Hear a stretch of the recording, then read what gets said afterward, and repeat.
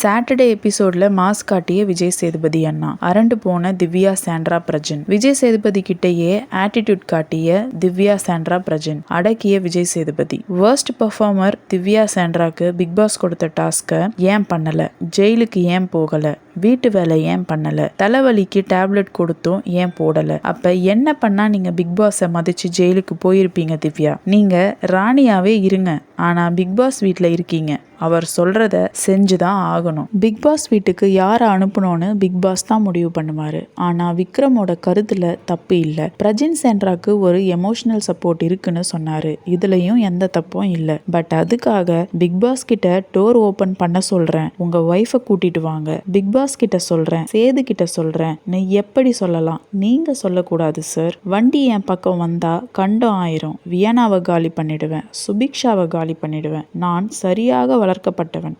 I am a man, I am a hero, I am a husband. Super statement sir. But சரியா வளர்க்கப்பட்டவர் இப்படி பேசலாமா?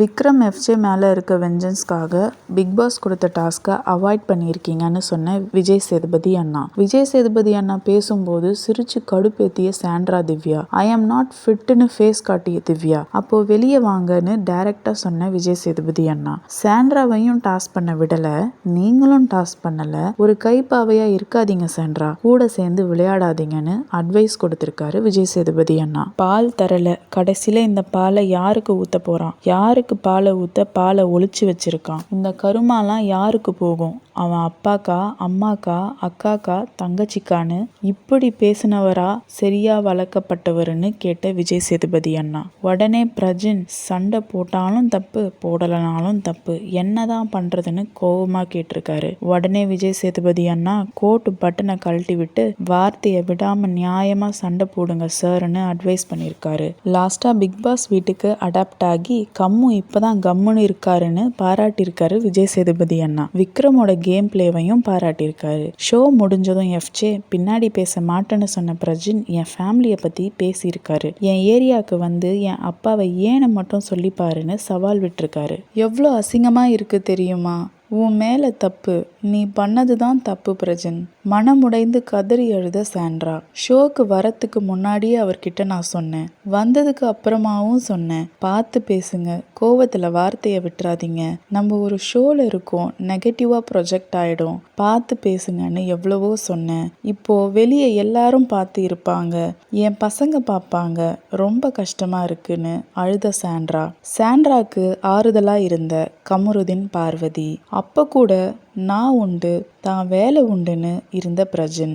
வர வாரத்திலேயாவது பிரஜின் திருந்துவாரான்னு பார்க்கலாம். விஜய் சேதுபதி அண்ணா கிட்ட திவ்யா, பிரஜின், சாண்ட்ரா காட்டின ஆட்டிடியூட், கோவம் சரியா? அதுக்கு விஜய் சேதுபதி அண்ணா கரெக்டான பதிலடி கொடுத்திருக்காரா? கமெண்ட் பண்ணுங்க. உள்ள வந்திருக்க எல்லாருமே அந்த டர்னிங் பாயிண்ட்காக தான் வந்திருக்காங்க. அதுல இப்ப நம்ம பேசுறது யாரை பத்தி?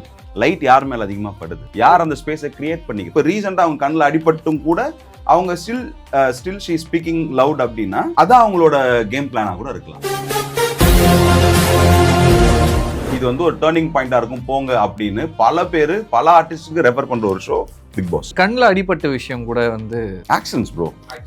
கேம்ஸ் நம்ம சின்ன வயசுல விளையாடுனது இல்லையா? சபரி வந்து ஒரு சின்னதா ஒரு வார்த்தை சொன்னதுதான் ஓவராலா ஒரு மேல திரும்பிடுச்சோ அப்படின்ற மாதிரி நான் நினைக்கிறேன். நான் வந்து வேணும்னா அடிச்சேன் தானே ப்ரோ, வேணும்னா அடிச்சேன் அப்படின்ற ஒரு விஷயம் எல்லாமே ட்ராப் தானே ப்ரோ. எல்லா வார்த்தைகளும் இன்னொருத்தர் போடுற தூண்டில் தான், இன்னொருத்தர் வைக்கிற ட்ராப் தான்.